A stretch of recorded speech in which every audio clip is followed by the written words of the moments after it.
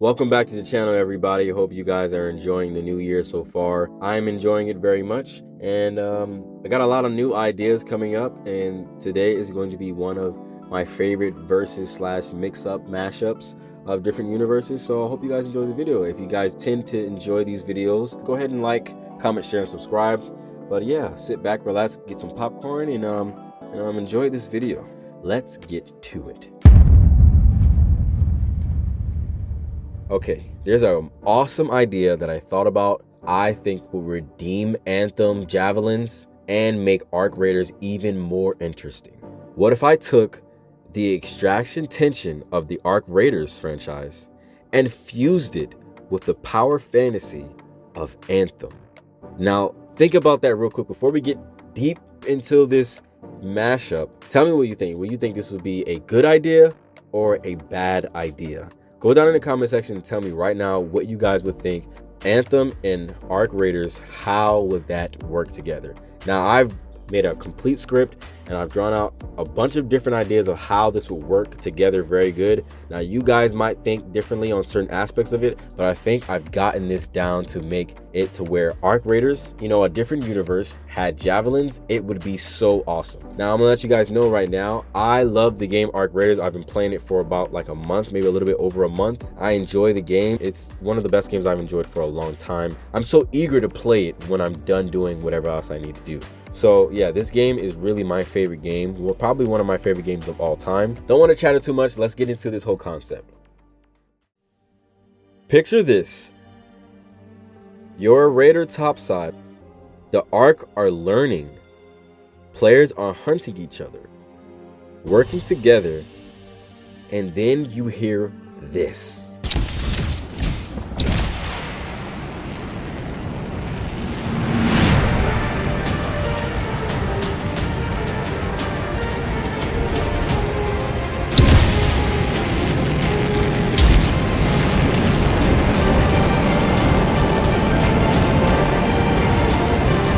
A javelin flying over top of you, somewhere in the air. That's what you hear.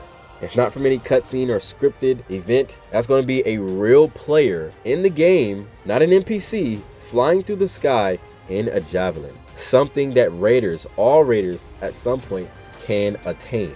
All right, guys, let's move on. Here is the premise. It's still a third-person PvPvE extraction game, obviously, right? We're not going to change that, but most players are on foot. Now, most players are going to be on foot for a specific reason. I'm going to get to that very soon. Stealth, scavenging, gunplay, survival, pretty much normal stuff, right? But this adds a second layer, the Javelins, a high-risk, high-reward system where you earn a suit through an expedition. To me, the expeditions are trash. I feel like the expeditions need kind of like a Warframe type of layer thing going on. And here's my concept of the expedition in ARC Raiders and Anthem mixing up, right? A high risk reward system where you earn a suit through an expedition, power it with rare reactors, and risk losing it permanently if you are too reckless with it. And yes, this might be a little bit controversial, but PvP is still fully active between Raiders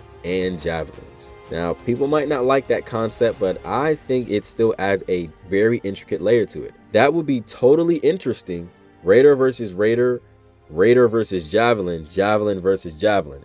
Yo, imagine Javelin versus Javelin. That would be so cool. Like, think about flying through the air with your specific type of Javelin, maybe a Ranger versus a Storm, or a Colossus versus a Interceptor. I can just imagine right now in my head, right? A squad of Javelins flying through the air. They see an enemy squad, and then they're having a whole fight, a mid-air battle, with ARCs also contesting them as well, dodging each other's bullets and missiles and stuff like that. Yo, I think that's what Anthem, the original game, was missing. Player versus player. Sometimes it's boring just sitting there trying to fight the same NPC over and over and over again. But if you add a different layer of PvP multiplayer in Javelins, that would be so fire. Now, I might be wrong. Some people might disagree. Tell me if you disagree down in the comment section. We're going to move on. So this would be a PvPvE extraction. Raider runs. You can do Javelin runs, or you can mix it up with Raider and Javelin runs. I think that would be a cool concept. Chapter 1, the Javelin Expedition. Now in a separate video, I'm going to do the specific Javelins and what their pros and cons would be during a raid. So stay tuned for that video. I didn't get to put it with this script because I was kind of working on this and I kind of just forgot about it. But I will add the other part to it, maybe in like a week or something. Depends on what I'm doing. Anyways, the Javelin Expedition, how you unlock suits. First rule, you don't start off with a Javelin. No raider starts off with a Javelin. You unlock it through a Javelin Expedition. Like I said, I hate the ARC Raiders expeditions. They're boring and I don't see any real reward to them, but I think Javelin expeditions would have a real reward to them because you get to use the thing that you're putting together. It takes a lot of resources to build, but the end goal is not just extra, score points or whatever they're trying to give you for doing the expedition, but it's an actual Javelin that you can use in a raid that can fly and do a bunch of cool stuff. So this would get hella people doing the expedition. Now this expedition isn't brutally hard for the casual players. Casual players can do it as well, but it takes time and resource gathering, which makes the suit feel earned instead of just free. This is important because Javelins can't be common toys. You can't just do anything you want. The players have to feel like I work for this suit. These chapters are going to be really short, but I'm going to go through this as fast as I can to get you guys the full breakdown of this entire concept. Chapter 2, Reactors, the power system that balances everything. To power a Javelin, you need 2 reactors, and each reactor has a dedicated job. It also makes the reactors a lot more useful in the game besides just making guns. And this concept will encourage that all players to fight the Matriarch and the Queen when they are ready, obviously. Now, let's move on to specific reactors. We have the Queen Reactor is specifically for flight and movement. This means thrusters, boosts, speed, air dashes, escape maneuvers, etc., etc. Moving on to the Matriarch Reactor. Matriarch Reactor equals abilities and power-ups. That's your Anthem style special moves, your burst damage, utility, overcharge style plays, the power-up stuff. So in a fight, your decision-making skills matter. Do you burn Queen energy to escape a fight, or do you conserve mobility so you can reach exfil on time? And I'm going to explain that very soon. Now remember this, guys. Queen Reactor equals mobility. Matriarch Reactor is for abilities. Okay, moving on to chapter 3, reactor lifespan plus condition stats. Reactors do not last forever. The Queen and Matriarch Reactor lasts on average about 3 games or 3 raids, depending on how you're using the suits in or during the raid. After specific usage, reactors have condition stats. Now hear me out on this, guys. The condition stats. You have a pristine reactor, you have a used reactor, and you have a damaged reactor. So it gives reactors different conditions to see if you would want to use one. So if a reactor is damaged, it can't power any suit. You can only break it down into parts, like say if you use a fireball burner and you throw it, well, you can go back to that fireball burner and it's damaged, and you can pick it up and you can turn it into something. I think it's ARC something, I can't remember. So remember, pristine and used reactors are still valuable, but damaged reactors make them scrap metal. Chapter 4, Raider Reactors, casual access without breaking the game. Now this is for the casual players so they can be able to power a suit, because I think I'm more of a casual player and I do have a full-time job and I can't always be on the game like some of these tryhards or no lives or Twitch streamers. So having certain other accesses to the suit or things that I can use to power the suit would be good, and this is where the Raider Reactors come into play. Of course, casual players still need a way into a Javelin layer, so I introduce craftable imitation reactors. Moving on. The Raider reactors are weaker than Queen and Matriarch reactors, right? They last about 1.5 games on average, and if you play smart, you can stretch them out to about 2 games, which is half the time of the regular reactors. But they don't come free. You need a blueprint you must find to craft these, and crafting resources that include common, uncommon, and rare items. It makes it complicated, but still doable. It makes it tough, not too easy. Not anybody can just go around unless you're on the game all the time, but it still challenges the casual players. Not just, oh yeah, I'm off the game, I can just hop in my suit real quick. Like, no, you gotta go raid, you gotta go do some stuff to get it. So it's not impossible to get it, but you're gonna have to put in some work, which even in the game, even for casual players still have to put in a lot of work. So I think this is a good balance. So casual players still can participate, but the true reactors remain premium and powerful, which is the Matriarch and the Queen Reactor. Okay, moving on to chapter 5, repairs, the cost of power. Here's the economic anchor that keeps javelins more balanced. After every raid with a javelin, repairs are required if the javelin was damaged or used in a specific type of way. If your suit comes back in bad shape, repair costs resources or money for parts. That means every javelin run is a built-in bill.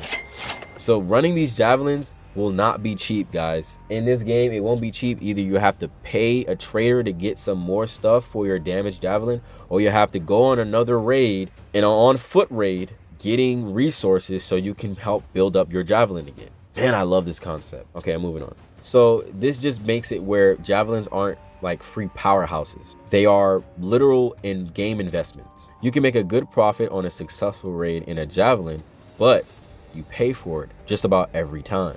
My favorite part, chapter 6, how raiders can fight javelins.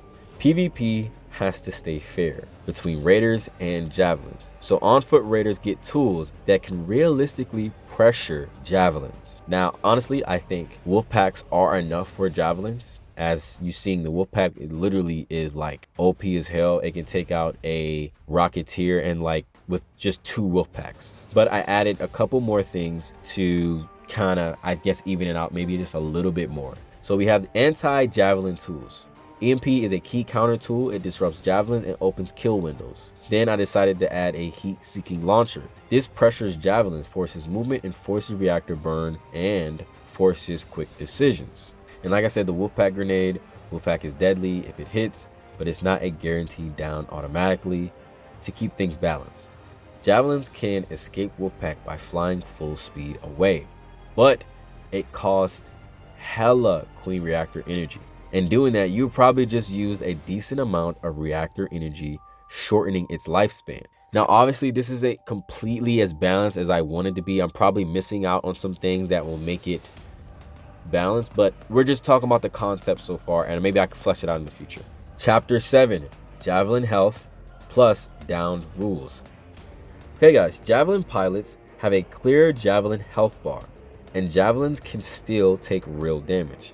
Now, here's a major balance rule. Now, I'm not gonna lie, guys, this might be my most controversial, weirdest take on this whole thing, and I'm not entirely sure about this concept, but I'm just rolling with it. I already wrote it down, so we're gonna talk about it. So if you get down inside a Javelin suit, you cannot be revived while in the suit. You'll be able to crawl, but you'll be crawling very slow, meaning slower than a raider regularly crawling without a suit. If you're in a suit trying to crawl, it's extremely slow because it's heavier. So you do have the option to exit the suit while you're down though. So if you lose a fight in a Javelin and you get down, you become extremely vulnerable. You're heavy, you're exposed, and full of goop, which makes you a crazy target. Now you have to decide if you abandon the suit, try to make it to exfil, or die in the suit.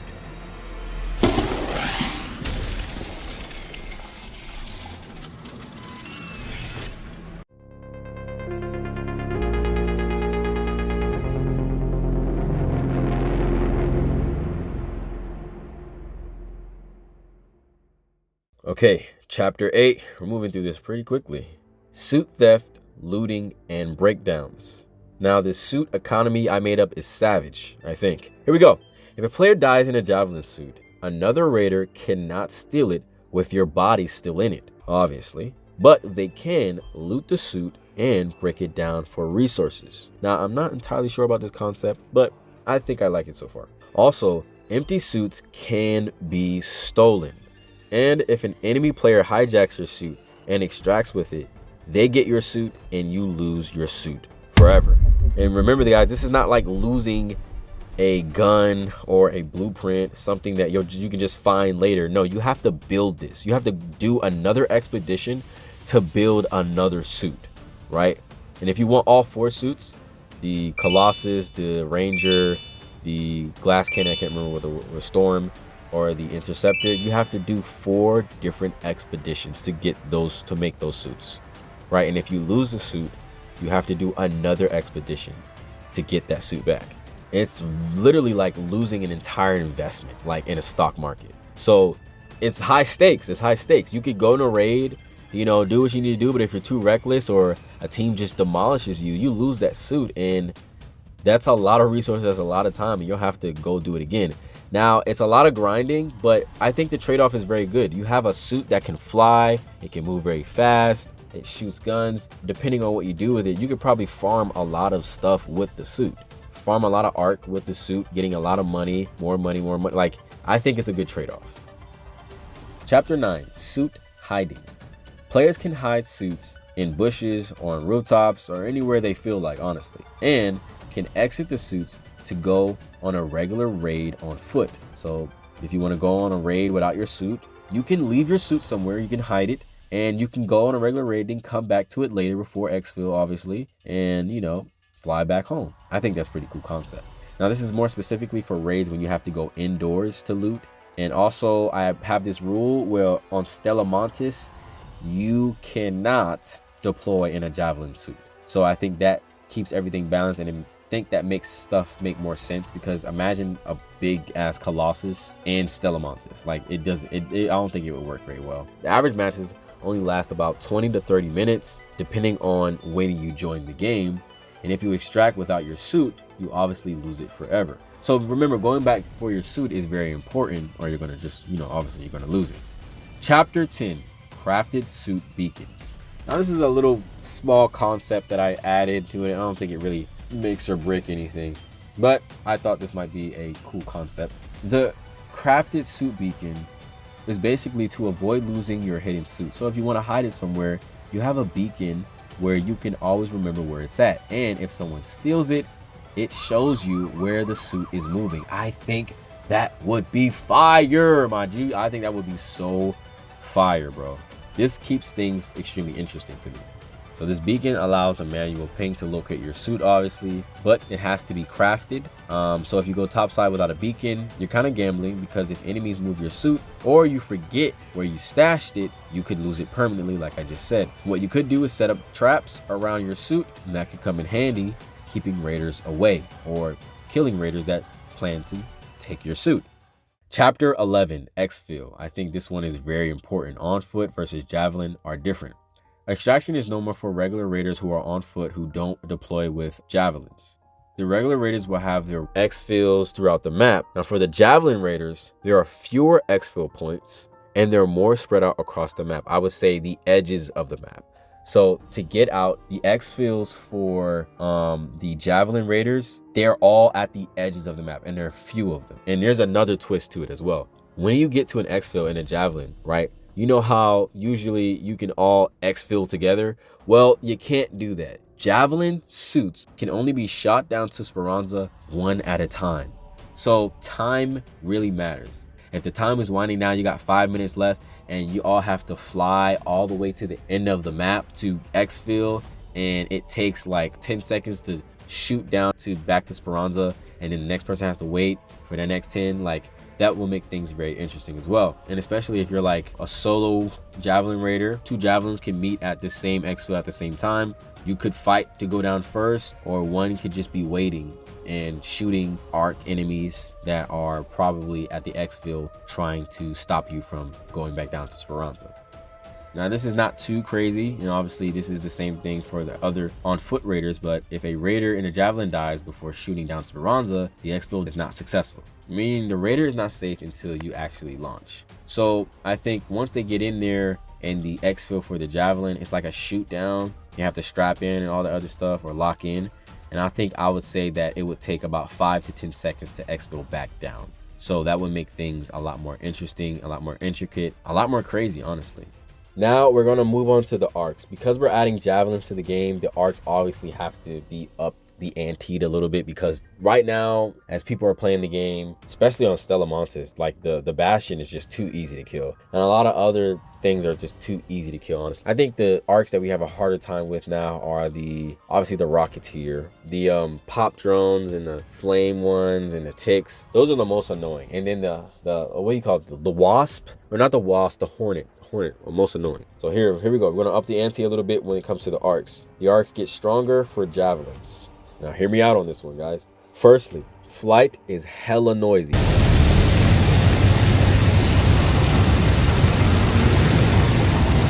Which means the arcs notice it. Matter of fact, they notice the Javelins more than they notice the regular on-foot raiders. I would introduce new flying arc enemies, including an Apex anti-air unit I call the Gun Dragon, and it's a little bit of play off of the Dragonfly.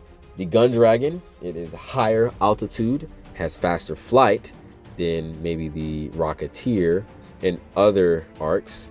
Has more armor for sure, and has 6 propellers, which means just more to shoot down. And this makes it even crazier because it switched between 3 different modes: rockets, flamethrower, and a minigun. This might be a little bit crazy, but hear me out. I think an arc with rockets, a flamethrower, and a minigun, I think that's the perfect name for Gun Dragon. Come on now, that would be fire, right? Like, imagine a Rocketeer mixed with the flamethrower bot and a Bastion minigun thing. Like that, it would be crazy. It would be dangerous. It would definitely be one of the most dangerous arcs in the game. Okay, moving on. So if you're in a Javelin and you get too comfortable, the arc responds with something designed to hunt you out of the sky. Gun Dragons are too high to detect on-foot raiders, obviously, oftentimes, which means they could, potentially detect an on-foot raider, but most of the time, the Gun Dragons are higher in the sky, which means they're probably not going to end up detecting them. Chapter 14, ARC Adaptive AI. Now, I've been seeing things about the ARC getting smarter, and it's really interesting to me. I actually like that concept, so I think that would be more advanced for players who are more equipped to fight ARC enemies with the Javelins. So here we go. Here's the final layer. The ARC uses AI to adapt to raider behavior. So the raiders in game, well, the ARC will be adapting to it. I think the Javelins are really powerful, and I think this makes it more balanced, that the ARC able to learn the raiders and the Javelin suits. So if raiders abuse certain strategies, the ARC adapts. But the key rule, the ARC AI, to make it balanced, the AI resets. It resets to normal ARC conditions. But throughout the week, they do tend to get smarter. Now, I think this might be a little bit harder on the casual players who only can play during the weekend, but I don't think it would be that bad. So the reset every week would not permanently be punishing to players. It stays fresh, new weekly meta, and basically new weekly threats. And also, guys, let me know what you guys think about the whole ARC AI adapting in this concept. I think that would be extremely awesome. I think it would be awesome now, what the game that we have right now. I don't ever think that they're going to add anything like, Javelins to the game. I don't think it's ever possible, but I think that this concept is really cool. So let me know what you guys think about the ARC adapting every week kind of thing. Chapter 15, second expedition, hovercraft. Now this is kind of extra. This is not really, a part of the Javelin thing, but I think that this would be really cool. I kind of reminded me of when I started thinking about this, that I don't know if you guys ever played Warframe, but there's like a hoverboard in Warframe that you can craft and you can use when you're out in the field and in the game, and you can use it to go from place to place a lot faster than just walking or running or whatever. So I think this hovercraft will be really cool. It moves only slightly faster than sprinting, but it helps with rotations and 1 reactor, and it can be stolen. So if you craft a hovercraft and someone steals it and takes it, it's gone forever, and they got another hovercraft in their inventory. But the thing is that a hovercraft would make it a lot easier to craft than a Javelin suit. So that's what I have so far when it comes to this merge. You've got on-foot raiders for stealth and survival, Javelins as an expensive high-stakes power layer, PvP where raiders are real counters, exfil rules that force Javelin players to commit, and an ARC enemy faction that gets smarter throughout the week. Now guys, that's the end of this entire concept. I hope you guys enjoyed it. It took me a decent amount of time. I'm obviously missing out on some stuff, and if you guys want to see the other video of me kind of doing the pros and cons of each Javelin, I will be doing a video on that very soon, pretty soon, so stay tuned for that.